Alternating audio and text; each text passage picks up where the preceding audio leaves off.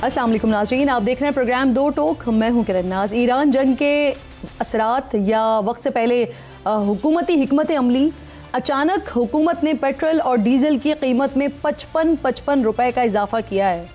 एक हफ्ते के दौरान मुल्क में पेट्रोल की कीमत में 63 रुपए का इजाफा हो चुका है।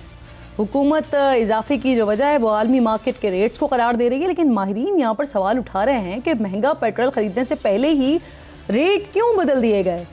जो पेट्रोल 15 दिन पहले सस्ता खरीदा था वो अब महंगा क्यों कर दिया गया है। अरबों रुपए का जो मुनाफा है वो पंप मालिकान और मार्केटिंग कंपनीज को क्यों दिया जा रहा है। यहाँ तक कि हुकूमत ने फी लीटर लेवी कम करने के बजाय मजीद बढ़ा क्यों दी है। एनर्जी सेक्टर के सीनियर सहाफ़ी हैं खलील क़यानी, इनके मुताबिक अगर किसी के पास 1 million ton inventory stock petrol और डीजल मौजूद था तो फी लीटर 55 रुपए इजाफे से इसको 72 अरब रुपए का मुनाफा हुआ है। इसी तरह माशी उमूर के जो तज्जियाकार हैं फ़ारूक सलीम साहब, वो लिखते हैं कि आसान सा हिसाब उन्होंने दिया है। तेल 45 दिन पहले $60 फी बैरल में खरीदा गया, अब इस पर 55 रुपए इजाफा कर दिया गया, जिसकी कीमत पहले ही अदा की जा चुकी है। यूं इस पर इन्वेंट्री मुनाफा 113 अरब रुपए हो गया है। तो फ़ारूक सलीम साहब यहाँ पर सवाल उठा रहे हैं कि ये 113 अरब रुपए किसकी जेब में गए हैं। यकीनन इन सवालों के जवाब जानने की कोशिश करेंगे, लेकिन कीमतें बढ़ने से जहाज, रेलवे, बस और गुड्स ट्रांसपोर्टर्स ने फौरी किरायों में इजाफा किया है, जिससे महंगाई का नया तूफान पाकिस्तानियों के दरवाजों पर दस्तक दे रहा है। इन तमाम मामलात पर बात करने के लिए प्रोग्राम में ज्वाइन कर रहे हैं coordinator to prime minister Rana Ehsan Afzal साहब, डॉक्टर फ़ारूक सलीम साहब, जिन्होंने ये स्टैट्स दिए हैं, जिन्होंने एक ब्रेकअप बताया है क्या हो रहा है, वो भी प्रोग्राम में साथ मौजूद है। और उसके साथ साथ अब्दुल समी खान साहब जो कि चेयरमैन पेट्रोलियम डीलर्स एसोसिएशन हैं। आप तीनों मेहमानों की मैं शुक्रगुजार हूँ। सबसे पहले जरा राना साहब आपसे बात का आगाज कर लेते हैं। ये हुकूमत ने पेट्रोल और डीजल इसकी कीमतों में 55 रुपए का इजाफा कर दिया। आपके पास सर ये मौका था या आपके पास कम से कम ये स्पेस बनती थी कि आवाम के ऊपर इतना बोझ डालने के बजाय जो हुकूमत लेवी के मद में पैसे ले रही है वहां पर थोड़ा सा कम कर दिया जाता। अब वो भी नहीं किया गया। अब ये कहा जा रहा है कि इसलिए बढ़ाया गया है क्योंकि मार्केटिंग कंपनीज यहां सस्ता तेल खरीदकर बाहर महंगा नहीं खरीद सकती थी। अगर वाकई ऐसा है तो खित्ते के दीगर ममालिक को भी तो फिर कीमतें बढ़ानी चाहिए थी ना सर। वहां तो इस तरह का कोई इम्पैक्ट नहीं आया राना साहब अभी तक। बिस्मिल्लाहिर्रहमानिर्रहीम, बहुत शुक्रिया। देखें, ये हुकूमत ने कोई फार्मूला चेंज नहीं किया। हमेशा से यही फार्मूला है कि आप प्लाट्स की एवरेज लेते हैं और उसके मुताबिक फिर जो एक्सचेंज रेट होता है आपका फिर जो है वो एक इम्पैक्ट आपकी प्राइसिंग में उसका आ जाता है। तो उसी फार्मूले के तहत जो है अभी भी सिर्फ फ़र्क ये है कि बाय मंथली से इसको वीकली जो है वो शिफ्ट कर दिया गया है। अब आपने इसका खुद ही जिक्र कर दिया कि ये मुमकिन नहीं है कि आप जो है वो आगे महंगा ख़रीदने जा रहे हैं और आप सस्ता बेच लें तो आप महंगा ख़रीद सकें आपको। और इसकी सिंपल सी यही मिसाल है कि मिसाल के तौर पे आपने स्टॉक की रिप्लेसमेंट करनी है। अगर आप स्टॉक की रिप्लेसमेंट फुली करना चाहते हैं कि आपके पास 100 लीटर का स्टॉक पड़ा है और आप 100 लीटर ही लेना चाहते हैं तो आपको फिर प्राइस को अभी एडजस्ट करना पड़ेगा। और अगर आप अभी नहीं करेंगे तो आपके पास एक कैश फ्लो क्रंच आ जाएगा। तो ये उसके तहत इसको किया गया है। इसमें ये मुनाफा किसी की जेब में नहीं जा रहा। अगर ऐसा ना किया जाता, मैं आपको इसकी मिसाल, अगर आप पास 100 लीटर पड़े 10 रुपए के ऊपर और 1000 रुपए का वो टोटल स्टॉक है और अगली आपने बाइंग जो है वो 15 रुपए के हिसाब से करनी है तो आपको 1500 रुपए चाहिए। अगर आप 10 रुपए के हिसाब से 100 लीटर बेच देते हैं तो 1000 रुपए का बिक गया। तो जो 500 का आपका एक वो गैप आ जाएगा वो कहाँ से पूरा होगा। तो अब जब वो महंगी है तो आज आप सेल करेंगे उसको। तो ये एक इसी तर्ज पे हमेशा से चलता आ रहा है। ऐसा नहीं है कि ये कोई नया कोई फार्मूला निकाल लिया गया है। प्लाट्स की एवरेज ली जाती है, आपका एक्सचेंज रेट, फिर जो आपके इक्वलाइजेशन मार्जिन, फिर आपका पीडीएल और दीगर जो और चार्जेस हैं वो उसके बाद इस कीमत का तयन किया जाता है। इससे होगा ये कि एक तो होर्डिंग मैं नहीं समझ पा रही हूँ एहसान साहब। मैंने जो आपकी बात समझने की कोशिश की है, जो ऑलरेडी खरीदी हुई चीज है, जो पड़ी हुई है, उसके ऊपर मजीद पैसे इसलिए लिए जा रहे हैं ताकि अब जब दोबारा बाइंग की जाए तो वो पैसा वहां पर यूटिलाइज किया जाए। इसी वजह से आवाम के ऊपर इतना बोझ डाला जा रहा है, आप ये कह रहे हैं। और अगर ऐसा नहीं किया जाएगा तो आपके पास एक शॉर्टफॉल आ जाएगा और आप पास शॉर्टेजेस आ जाएंगी। तो डेफिनेटली आपको जो है वो प्राइस एडजस्टमेंट साथ साथ ही करनी होती है। और बल्कि अगर आप अमेरिका का मॉडल देखें तो वहाँ तो हर रोज़ प्राइसेस चेंज हो रही होती है। खाली अमेरिका में नहीं, 20 ऐसे मुल्क हैं जहाँ डेली बेसिस पे जो आपकी प्लाट्स की एवरेज होती है वो उसके मुताबिक प्राइसेस जो हैं वो चेंज की जा रही होती है। लेकिन सर फॉर्चुनेटली जो मुतासर हैं ममालिक वहां पर इस तरह से इतना बड़ा शिफ्ट नहीं आया ना, इतनी बड़ी अनहोनी वहां पर नहीं हुई, तो इसीलिए सवाल बन रहा है कि हम तो उस तरह से मुतासर भी नहीं हो रहे, लेकिन हमारे ऊपर इतना बड़ा बम गिरा दिया गया सर, जहां पर आप ही लोग कह रहे हैं कि 25 से 30 दिन का तो रिजर्व ऑलरेडी हमारे पास था। तो मैंने आपको उसका जवाब दे दिया है ना जी, बड़ा क्लैरिटी के साथ उसका जवाब दिया है। और अगर आप ऐसा नहीं करते तो फिर आपके सप्लाई डिसरप्शंस आ जाती हैं, आपको होर्डिंग के इम्कानात बढ़ जाते हैं। तो आपने जो बाय मंथली से आपने जो है वीकली पे भी आप गए हैं, उसमें प्राइस एडजस्टमेंट अगर जल्दी होगी तो इस चीज़ के सप्लाई डिसरप्शंस और होर्डिंग के इम्कानात कम हो जाएंगे। तो ये आपने स्मूदन सप्लाई को स्मूदन के लिए ये इकदाम लिए हैं कि सप्लाई आपकी स्मूथली लोगों तक पहुंचे। बिल्कुल इसके मनफी असरात हैं, एक आम आदमी के बजट के ऊपर भी हैं, मईशत के ऊपर भी हैं, लेकिन पाकिस्तान के पास कोई ऐसा बफर नहीं है कि हम इसको सब्सिडी के जरिए अब्जॉर्ब कर लेते हैं। तो ये अच्छा सर, अब एक और मसला भी ऐसा इकदाम था जो नागुज़ीर था और हमें लेना पड़ा कि जब इस तरह के मसाइल कोई आते हैं जो नागुज़ीर होते हैं इकदामात करना, वो जब सिचुएशन गुजर जाती है तो उसके बाद चीज़ें ना वहीं की वहीं रहती हैं, तो आवाम को उसके बाद का जो इम्पैक्ट होता है या उसके बाद जो कोई रिलीफ मिल सकता है फिर वो नहीं मिल रहा होता। तो इस पर मैं आपसे आकर दोबारा बात करती हूँ फारूक साहब। नहीं, ये कहा गया है, देखें बड़ा क्लैरिटी के साथ ये गवर्नमेंट ने कहा है कि जब ये प्राइसेस रिवर्स होंगी तो इतनी ही तेजी के साथ उनको ये इसका बेनिफिट दिया जाएगा, चेंज आएगा। अच्छा ठीक फारूक साहब, आपने जो ब्रेकअप दिया है उसमें जो आपने बड़ी क्लैरिटी के साथ 113 अरब का सवाल रखा है कि किसको फायदा पहुंचाया गया है, तो फारूक साहब किसको फायदा पहुंचाया गया है सर? ये मेरे पास इसका जवाब नहीं है। मेरे पास ये जवाब जरूर है कि इसका बोझ जो है वो आम पाकिस्तानियों के ऊपर आया है, और ख़ास तौर पे जो गरीब तरीन तबकात हैं उनके ऊपर इसका बोझ सबसे ज़्यादा पड़ता है। देखिए, इसमें जो मोटरसाइकिल सवार है उसके ऊपर लगभग 300 से 400 रुपया इजाफी पड़ेगा उसका पेट्रोल भराने के लिए। जिसके पास छोटी मोटी कार है उसके पास 5-6 हज़ार रुपया इजाफी पड़ेगा। जो गरीब तरीन पाकिस्तानी है, जिसके पास ना कार है, जिसके पास ना मोटरसाइकिल है, वो जब रोटी खरीदने जाएगा, जब उसकी किचन में सब्जी आएगी, ये सारे असरात उसके अंदर जो है वो नजर आने लगेंगे। अब अगर कोई 50-60 हज़ार रुपया कमा तो आप समझिए कि इसका जो असर है, इसका जो इम्पैक्ट है, उसकी लगभग 8 से 9 हज़ार रुपए की तनख्वाह की कटौती समझ लें आप हो गई। अब इतनी महंगाई के ज़माने में अगर आप पहले ही कम है और उसके ऊपर आप मजीद कटौती करते हैं तो ये 55 रुपए का जो बोझ है ये बहुत बड़ा बोझ है। और ये मैं समझता हूँ कि वही कि आपने माल जो है वो $60 का खरीदा हुआ है, अब वही माल जो $60 का खरीदा हुआ है वो आप पाकिस्तानी अवाम को $90 का बेच रहे हैं, ये कहते हुए कि आलमी मंडियों में कीमत बढ़ गई। और सर आप इस बात की हुकूमत के इस स्टेटमेंट को आप बाय कर रहे हैं जो हुकूमत कह रही है कि क्योंकि आगे अब तेल महंगा खरीदना है तो पैसे पीछे होंगे, तो इसी वजह से तो फिर तो आगे खरीदा जा सकेगा ना, वरना शॉर्टेज हो जाएगी, तो इस वजह से। और फिर होर्डिंग जो हो जाती है, मुल्क में जखीरा अंदोजी शुरू हो जाती है, उसको रोकने के लिए भी ये एक इंपॉर्टेंट इकदाम है। तो हुकूमत डायरेक्ट बराह रास्त हुकूमत को कोई फायदा नहीं हो रहा इससे, आप इसे बाय कर रहे हैं? देखिए, दो बातें आपने की। पहली बात तो ये है कि अगर आप सोचिए कि किसी दुकान में जाती हैं एक कंबल खरीदने के लिए और वो दुकानदार आपसे कहता है कि ये 100 रुपए का आपको दूंगा, लेकिन क्योंकि अगला वाला कंबल मुझे 150 का मिलना है तो आपसे 50 रुपए इजाफी वसूल करूंगा, तो आप क्या जवाब देंगे उसको? मतलब अगला माल जो हमने लेना है उसकी वसूली हम अभी कर रहे हैं, और अगर अगला माल आपको बहुत सस्ता मिलेगा तो फिर क्या बनेगा? फिर जो आपने मुझसे एडवांस में वसूली कर ली है, ये पैसा कहाँ जाएगा? आप वापस करेंगे? नहीं, वापस किसको देंगे? कोई हमारे पास हिसाब रखा है कि किसने कितना लीटर पेट्रोल दिया? हाँ जी नहीं सर, फिर वो सब्सिडी की मद में दे ना फिर वापस, क्या ऐसा करेंगे? वैसे ये अच्छा सवाल आपने उठाया राना साहब, वैसे ऐसा करेंगे सर कि अगर ये मामलात, क्योंकि हाइपोथेटिकल सिचुएशन है ना, पता नहीं है कि जंग आगे चलनी है या इसने रुक जाना है, अगर रुक जाती है और पेट्रोल प्राइसेस कम होते हैं, नीचे आते हैं, तो फिर उसका इम्पैक्ट आवाम के पास आएगा, वो किस तरह से आएगा? अगर आप पेशगी पैसे ले रहे हैं पहले से, तो उसी क्या तरह से पेशगी आएगा। फिर आवाम को वापसी भी कुछ होगी, क्या होगा?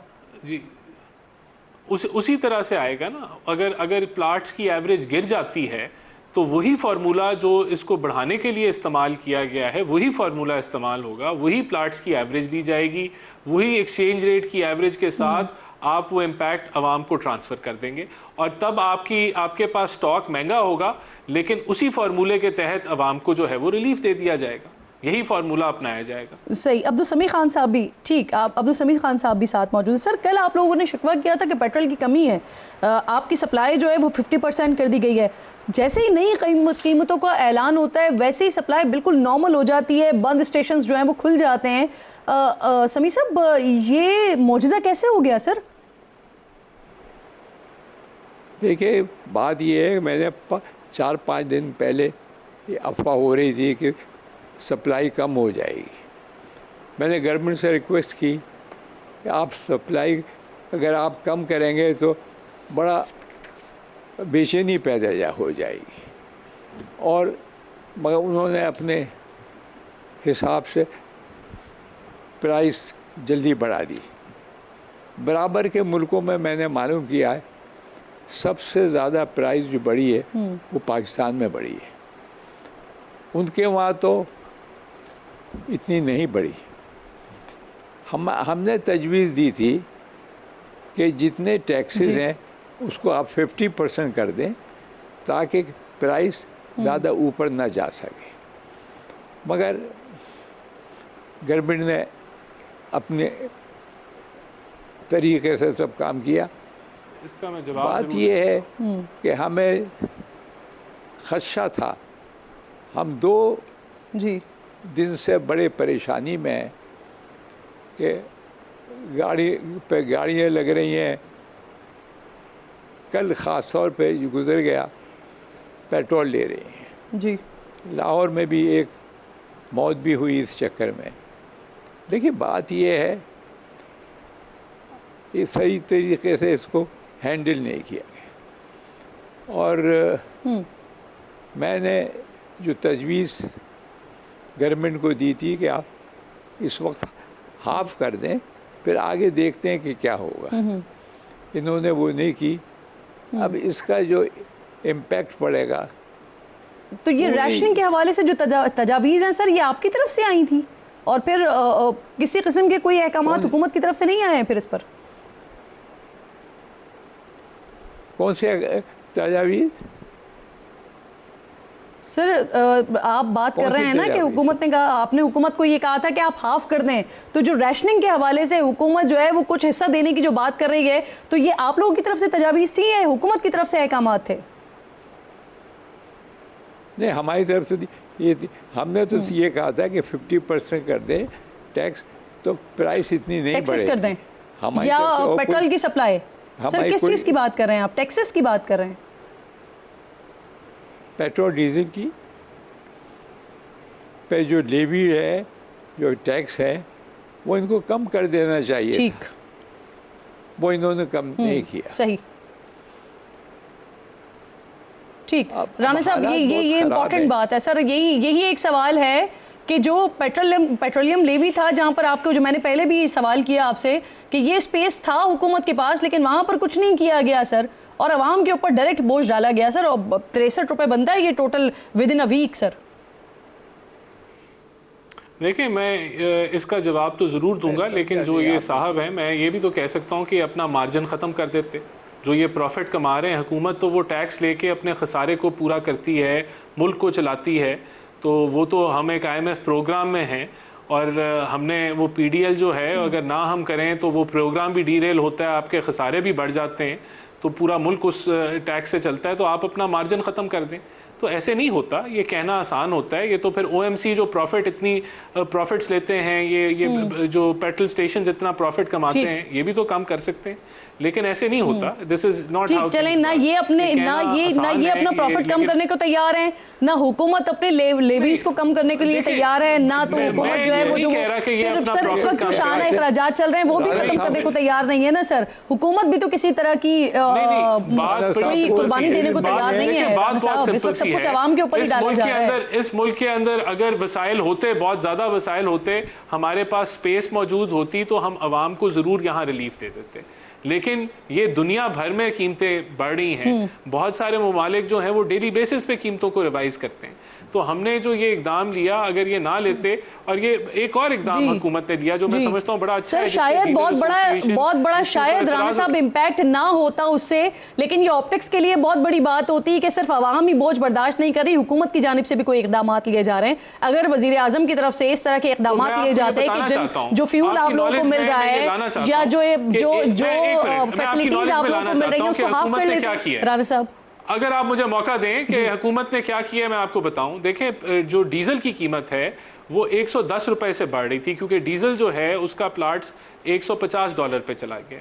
तो हुकूमत ने डीजल के ऊपर कीमतें उस तरीके से नहीं बढ़ाई जिस तरीके से इंटरनेशनली कीमतें बढ़ रही थी, क्योंकि डीजल जो है वो ट्रांसपोर्ट में इस्तेमाल होता है, और ट्रांसपोर्ट की अगर वो महंगी ज़्यादा हो जाती तो ज़्यादा तेज़ी से महंगाई आनी थी। तो हमने हाफ इम्पैक्ट डीजल के ऊपर दिया है। तो हमने कोशिश की है कि हम इस प्राइस इंक्रीज़ में भी उसको उतना इम्पैक्ट दें जितना हम उसको अब्जॉर्ब करके आगे फॉरवर्ड कर सकें। तो यहाँ भी कोशिश की गई है कि डीजल 110 रुपए ना बढ़ता और उसको सिर्फ 55 रुपए बढ़ाया गया। जी सर, इसमें शायद आप एक फैक्ट बताना भूल गए राना साहब, डीजल के हवाले से जो आप बात करें, जो यहाँ पर आपने डीजल पर लेवी कम की, वो आपने फिर पेट्रोल में एडजस्ट कर दी सर, तो वो यहाँ बैलेंस कर दिया आपने? जी बिल्कुल बैलेंस किया। और अगर हमारे पास कोई फिस्कल स्पेस होती तो हम जरूर उसको देते, लेकिन इस वक्त फिस्कल स्पेस मौजूद नहीं है। जी ठीक, सही, ठीक। फरूख साहब बड़ी खामोशी से आप दोनों की बात सुन रहे हैं। फरूख साहब आपने देख लिया सर, वहां पर वो अपना जो मुनाफा है वो कम करने को तैयार नहीं है, यहाँ हुकूमत कह रही है हमारे पास स्पेस ही नहीं है लेवी को किसी भी तौर पर कम करने की, इसी वजह से वो फिर एडजस्टमेंट हो रही है, यहाँ से कम करके वहां पर बरकरार रखी जा रही है, लेकिन बोझ सारा आ रहा है आवाम पर। महंगाई को आप कहाँ जाता हुआ देख रहे हैं, फिर बेरोजगारी में कितना % आप इजाफा देख रहे हैं? अभी हम ऑलरेडी 7% की महंगाई पर हैं, मजीद इस नंबर को कहाँ जाता हुआ देख रहे हैं फिर आप? देखिए, सवाल मेरे ज़हन में जो है वो बहुत ही सिंपल था। हुकूमत खुद से ये कह रही है, जब भी आलमी मंडियों में कीमत बहुत तेज़ी से गिरती है तो हुकूमत हमें ये कहती है कि उन्होंने जो तेल ख़रीदा है वो 45 दिन पहले का ख़रीदा है, इसलिए आपको इस वक्त पेट्रोल की कीमत में कमी नहीं की जा सकती। तो मेरा कहना ये है कि जब बड़ी तेज़ी से कीमत आलमी मंडी में बढ़ जाती है तो ये तेल तो 45 दिन पुराने का सौदा है। अब ये 105 रुपए फी लीटर का हुकूमती ख़रीदा हुआ तेल है। अब ये पेट्रोल पंप में मुझे मिल रहा है 321 रुपए का फी लीटर। अब ये 200 और कोई 16 रुपए फी लीटर जो है, इसका सिर्फ हिसाब हम पूछ रहे हैं हुकूमत से कि वो हमें बता दें कि वो 216 रुपए जाता कहाँ है। नहीं सर, वो पेशबंदी है, वो कह रहे हैं कि क्योंकि हमें आगे महंगा पेट्रोल खरीदना है तो इस वजह से पहले से आवाम से पैसे पकड़ के हम जरा अपने पास बचा लें ताकि फिर आगे देने में आसानी हो, वरना फिर हम कैसे खरीदेंगे पेट्रोल? ये आर्गुमेंट है सर। अभी से ये जल्दी में एक हफ्ते में इन्होंने। समी साहब इजाजत दीजिएगा, मैं आती हूँ आपकी तरफ। फरूख साहब अपनी बात कंप्लीट कर लें, फिर आती हूँ आपकी तरफ। देखिए, ऐसे आप अपनी बात कंप्लीट कीजिए। जब एक बुनियादी नुक्ता और बता दें कि हुकूमत का क्या कारोबार है कि वो हर हफ्ते बैठती है और पेट्रोल और डीजल की कीमतें फिक्स करती है। मुझे दुनिया का कोई और मुल्क बता दें जहां हुकूमत ये काम करती हो। हुकूमत का काम हुक्मरानी करना है। ये प्राइवेट सेक्टर जो है वो अपना तेल इंपोर्ट करे, प्राइवेट सेक्टर पेट्रोल पंप उनके लगे हैं, वो अपना अपने वहां पे कीमत दें। हुकूमत अपने सर पे क्यों लेके रखती है? सही, ठीक ठीक। आप तीनों मौजूद मेहमान मेरे साथ ही मौजूद हैं। एक छोटा सा ब्रेक लीजिए नाज़रीन, ब्रेक के बाद वापस आते हैं।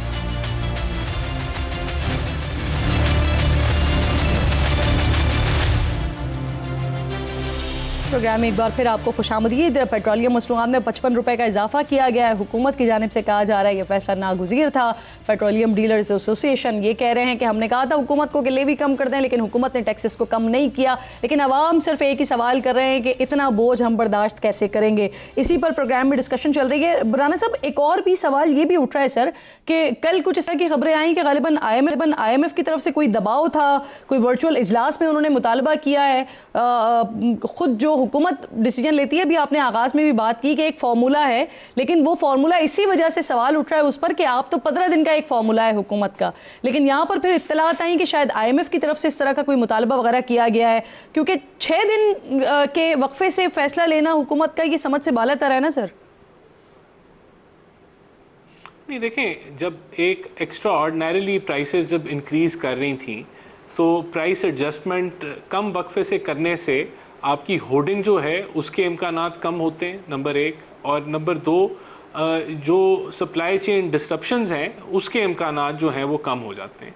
अब आप खुद देखें कि ऑलरेडी पेट्रोल स्टेशन जो हैं उनकी कोशिश होती है कि उनको अगर पता हो कि कीमतें इंक्रीज़ होनी है तो वो जो है एडवांस बाइंग करना चाहते हैं कि वो ज़्यादा से ज़्यादा सस्ता तेल इकट्ठा कर लें और कम से कम सेल करें ताकि उसको ऊपर ज़्यादा से ज़्यादा मुनाफा कमा सकें। तो हुकूमत ने इस दफ़ा OMCs को कहा कि आप जो पेट्रोल स्टेशंस की एक एवरेज बाइंग रही है उसके मुताबिक ही आप उनको जो है वो तेल फराम करें ताकि होर्डिंग ना की जाए और सप्लाई चेन की डिस्ट्रप्शंस ना हो। तो बिल्कुल हमने इसको, अगर ये 15 दिन अनसर्टेनिटी रहती तो डेफिनेटली इसमें होर्डिंग के इम्कानात भी बढ़ जाने थे और एक सप्लाई चेन डिस्ट्रप्शंस के इम्कानात भी बढ़ जाने थे, क्योंकि लोगों को कीमतें बढ़ रही थी पीछे से और वो सस्ता बेच रहे होते। तो ये अर्ली देखें, मुल्कों के अंदर तो डेली एडजस्टमेंट होती है। मैंने आपको पहले भी बताया कि ज़्यादातर मुल्क जो हैं वो पेट्रोल प्राइसेस को डेली एडजस्ट करते हैं according to the import price. तो ये एक अच्छा इकदाम है कि आपने प्राइस को ज़्यादा, जो इसी तरह आप देखें इसका फ़ायदा भी होगा जब कीमतें नीचे आएंगी तो एक हफ्ते के अंदर अंदर कीमतें नीचे आना शुरू हो जाएंगी। तो ये ऐसा नहीं है कि ये सिर्फ इंक्रीज के वक्त ऐसा आप देख रहे हैं कि जी हफ्ते, तो ये जब कम होगी तो उतनी जल्दी लोगों को बेनिफिट भी मिल जाएगा। सर, आपकी बात सुनकर अवामी जज्बात इस वक्त क्या हो रहे होंगे ऑन एयर, वो मुझे एहसास हो रहा है। जब आपने ये बात की है ना तो फरूख सलीम साहब के चेहरे के ऊपर एक स्माइल आई है और बड़ी जानदार सी स्माइल आई है, तो मुझे अंदाजा हो रहा है कि अवाम इस पर क्या सोच रहे होंगे। समी साहब, मुझे ये फरमाइए कि हुकूमत ने होर्डिंग करने वालों के खिलाफ एक्शन लेने का ऐलान भी किया था ना, कल जब वजीर आजम की जेर सदारत जो इजलास हुआ, तो हुई है कोई कार्रवाई वगैरह भी हुई है, कोई एक्शन वगैरह भी हुआ है इस पर? जी, चेकिंग हुई है हर जगह। इस वक्त तो होल्डिंग का सवाल ही नहीं, जब पेट्रोल ही नहीं मिला होल्डिंग कहाँ से करेंगे, और हम होल्डिंग के ख़िलाफ़ हैं। एक दूसरी बात जो रह गई, ये कहा कि हमारा मार्जिन, देखिए हम तो चिल्ला रहे मार्जिन नहीं है, ECC ने तय कर दिया, प्राइस मिनिस्टर ने उसको होल्ड रख दिया, तो ये तो पूरे सिस्टम से तय होके आया था कि हमें मार्जिन या प्रॉफिट मिलना चाहिए। हमने तय नहीं किया, गवर्नमेंट ने तय किया। दूसरी बात ये है कि अभी भी, आज भी बड़े शहरों में पेट्रोल अभी तक नहीं मिला है, कुछ पंपों पे वो बड़ी परेशानी में है जी कि कस्टमर को क्या जवाब दें।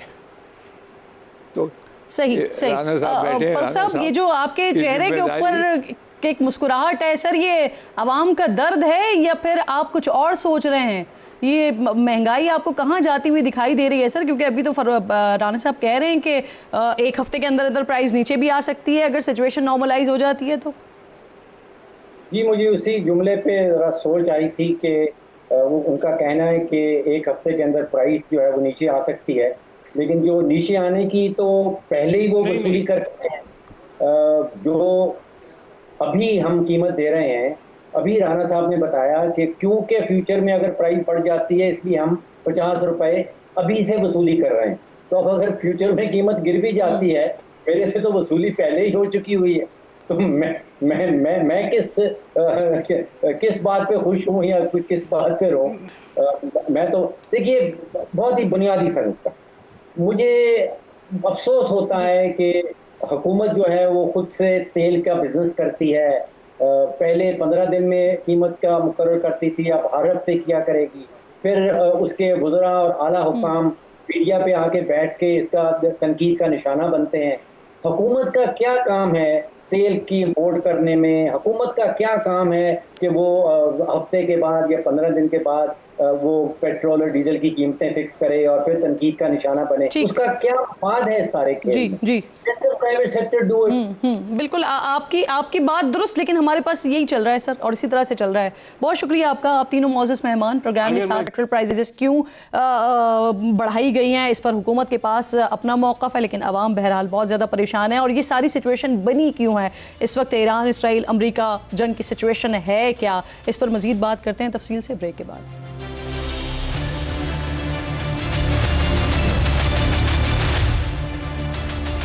Welcome back once again. मशक़े वुस्ता में जारी जंग के 8वें रोज़ ईरान ने पड़ोसी ममालिक से माजरत करते हुए मजीद हमला न करने का ऐलान कर दिया है, बशर्त ये कि पड़ोसी ममालिक से हमला ना हो। सरकारी टीवी पर नशर होने वाली अपनी तकरीर में ईरानी सदर मसूद पज़ेश्कियान ने ढके छुपे लफ्ज़ों में खलीजी ममालिक पर तनकीद भी की है। मशक़े वुस्ता के जिन ममालिक में अमरीकी फ़ौजी अड्डे मौजूद हैं, उनका मुसलसल ये मौक़िफ़ रहा है कि उन्होंने उन अड्डों को ईरान के ख़िलाफ़ हमलों के लिए इस्तेमाल करने की इजाज़त नहीं दी है। इसी दौरान ईरानी मुसल्लह अफ़वाज के तर्जुमान ने कहा है कि अमरीका को ईरान पर हमले के लिए फ़िज़ाई हुदूद फराहम न करने वाले ममालिक पर हमला नहीं किया गया, जबकि ख़ित्ते में इन तमाम अड्डों को निशाना बनाया है जहाँ से ईरान पर हमले शुरू हुए थे। ईरानी फ़ौज का मजीद कहना है कि पड़ोसी ममालिक से हाथ मिलाएंगे और अमरीकियों को ख़ित्ते से निकाल बाहर करेंगे। इन ऐलानात और माफ़ी के बावजूद ईरान की जानिब से बहरीन, कतर और यूएई पर हमलों की मुसलसल खबरें आ रही हैं, जबकि अब से कुछ देर पहले मुत्तहिदा अरब इमारात के सदर ने ऐलान किया है कि उनका मुल्क हालत जंग में है, वो अपने मुल्क, अवाम और रिहायशियों के लिए अपना फ़र्ज अदा करेंगे। सदर मोहम्मद बिन ज़ायद अल नहयान ने मजीद कहा कि यूएई आसान शिकार नहीं है। दूसरी तरफ ईरानी सदर के खिताब की तरफ चलते हैं, जहां उन्होंने अमरीकी सदर ट्रंप का नाम लिए बगैर उनकी तरफ से सरेंडर के मुतालबे पर जवाब देते हुए कहा कि ईरान के दुश्मनों को उसके सरेंडर की ख्वाहिश उनके कब्रों तक ले जाएगी। ईरानी सदर के ऐलान को अमरीकी सदर ट्रंप ने शिकस्त का एतराफ़ करार देते हुए कहा है कि ईरानी सदर ने पड़ोसी ममालिक पर हमला न करने का वादा सिर्फ अमरीका और इसराइल के हमलों की वजह से किया है। सदर ट्रंप मजीद लिख रहे हैं कि ईरान को बहुत ज़्यादा शिद्दत से निशाना बनाया जाएगा और फ़ौज नए अहदाफ पर गौर कर रही है। दूसरी तरफ अमरीकी सेंट्रल कमांड ने बताया है कि इसने ईरान में 3000 से ज़ायद अहदाफ को निशाना बनाया है। साथ ही ऑपरेशन एपिक फ्यूरी के दौरान 43 बहरी जहाज़ों को तबाह किया गया है, उन्हें नुकसान पहुंचाया गया है। ईरान भी मुसलसल कार्रवाई जारी रखे हुआ है। ईरानी पासदाराने इनकलाब ने ऐलान किया है कि अबनाए हुर्मुज़ से गुजरने की कोशिश करने वाले जहाज़ को तबाह कर दिया गया है। मीडिया ने इस जहाज़ की एक तस्वीर भी जारी की है। मशरिक़ वुस्ता में जारी कशीदगी के दौरान आज फील्ड मार्शल और chief of defence forces Syed Asim Munir ने सऊदी वजीर दिफा शहजादा खालिद बिन सलमान से मुलाकात की है, जहां ईरान के ड्रोन और मिसाइल हमलों से पैदा होने वाली सिक्योरिटी सूरत हाल पर तबादला ख्याल किया गया है। ISPR के मुताबिक मुलाकात में ईरानी ड्रोन और मिसाइल हमलों से पैदा सिक्योरिटी सूरत हाल पर बातचीत की गई है। मुलाकात में जोर दिया गया है कि बिला वजह जारहियत खित्ते की सिक्योरिटी और इस्तेहकाम के लिए खतरा है, जो अमन के लिए मुज़ाकरात के इम्कानात को महदूद और बहरान को बढ़ाते हैं।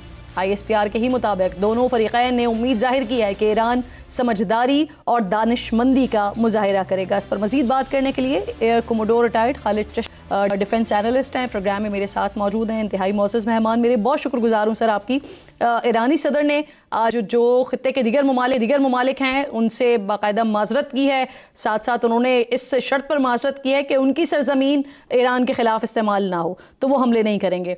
क्या वजह समझ आती है आपको इसके पीछे? ऑपरेशनल लिमिटेशन है ये, या फिर आपको ये बैकडोर डिप्लोमेसी लग रही है?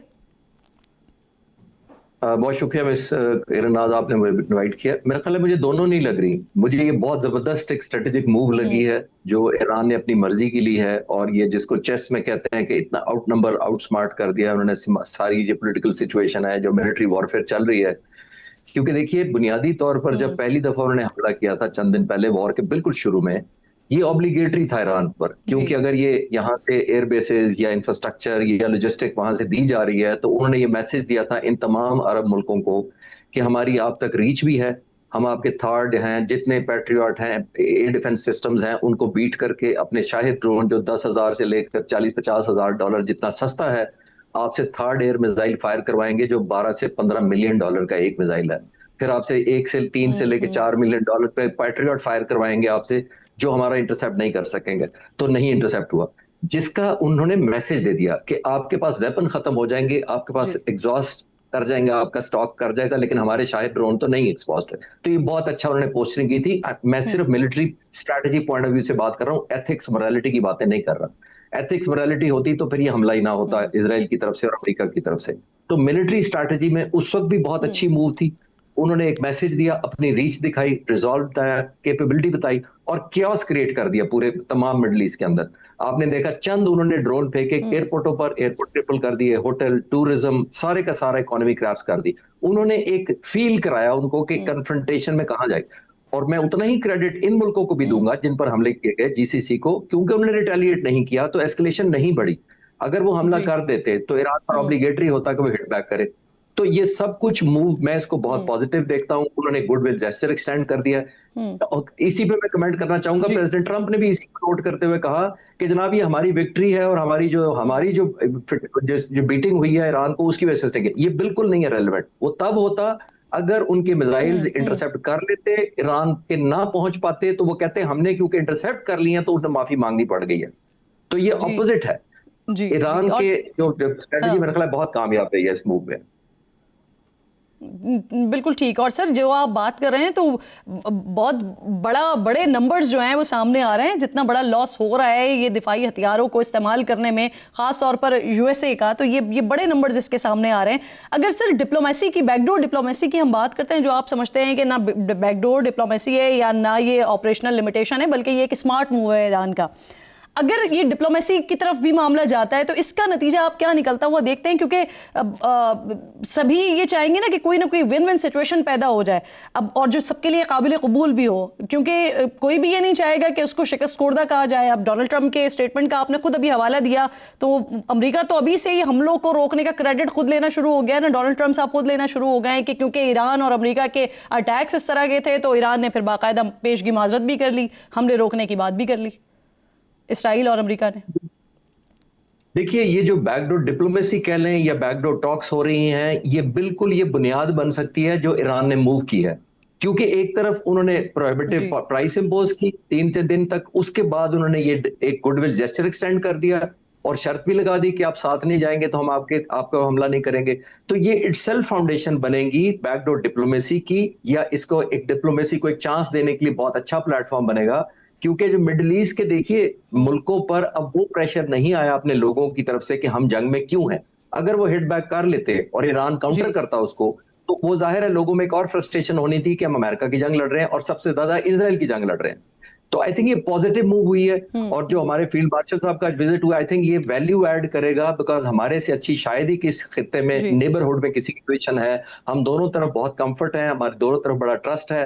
आई थिंक हमारी एक सेंसिटिविटी भी बहुत है पोजीशन, क्योंकि हम एक तरफ बॉर्डर है हमारा, लगता है एक मुल्क से दूसरे मालिक मुल्क के साथ डिफेंस पैक्ट है हमारा। तो आई थिंक उतनी हमें वैल्यू भी ऐड हुई है जिसमें अंदर हम ये जो आपने डिफेंस पैक्ट की बात की है ना खालिद साहब, मेरा अगला सवाल इसी से रिलेटेड है सर। ये जो मुलाकात हुई है फील्ड मार्शल की वजीर दिफा से, सऊदी वजीर दिफा से, खालिद बिन सलमान ने एक्स पर लिखा भी है, इस मुलाकात में मुश्तरका स्ट्रेटेजिक मुआहदे के तहत ईरानी हमले रोकने के इकदाम पर बात भी की है। तो क्या पाकिस्तान अब सऊदीया पर होने वाले जो हमले हैं उसे रोकेगा? और आप बतौर जो माहिर सिक्योरिटी उमूर, आप इस सिचुएशन को, इस मुलाकात को किस तरह से देख रहे हैं? देखिए मेरा तो मानना यह है कि शायद वहां तक नौबत नहीं आएगी। उसकी वजह यह है कि अमेरिका तकरीबन सऊदी अरब में है, इतना ज्यादा उन्होंने वेपन्स किया है या बेचा है ऑब्वियसली, और उनको रिलायंस भी दिखाई है इतने सालों तक कि हम जो बैठे हैं आपका दिफा करने के लिए। तो मेरा नहीं ख्याल कि अमेरिकन जितने सिस्टम है पाकिस्तान से उससे बेहतर को टेक्नोलॉजिकल एडवांस चीज है जिसे हम कहें कि हम जाकर आउटबीट कर देंगे। पहली बात यह है। तो मेरा ख्याल है एक मैसेजिंग जो हमने ईरान को भी की है, शायद रिक्वेस्ट की होगी बिहाइंड द डोर्स। मेरे पास बिल्कुल खत्म हो गया वक्त, लेकिन ये बड़ा इंपॉर्टेंट है, अगर इस पर भी आप एक जुमला कह दीजिए कि क्या ईरान ने जो पड़ोसी मुमालिक के ऊपर हमला रोकने की बात कर दी है, अब इसमें भी पीछे पाकिस्तान का कोई किरदार है सर? एब्सोल्युटली मैं देख रहा हूं कि क्योंकि पाकिस्तान की बहुत ही क्रिटिकल भी थी, और मैंने पिछले सवाल में कहा कि पाकिस्तान की बड़ी वैल्यू होता है क्योंकि दोनों मुल्क रिस्पेक्ट करते हैं इस वक्त हमारी, और शायद हमारी मानी गई हो पॉसिबली। जी जी बिल्कुल ठीक। बहुत बहुत शुक्रिया आपका। रिटायर्ड खालिद चिश्ती साहब प्रोग्राम में बात कर रहे थे, और जो ग्राउंड रियलिटीज़ बनती हुई नज़र आ रही हैं वो इसी तरफ जाती हुई दिखाई दे रही हैं जो खालिद साहब आप बात कर रहे थे। वक्त ख़त्म हो गया है प्रोग्राम का। इंशाल्लाह नाज़रीन से मुलाकात होगी कल। अपना और अपने मुल्क का खास ख्याल रखिए। फ़लस्तीन को, मकबूजा कश्मीर को अपनी दुआओं में याद रखिए। अल्लाह ने के बाद।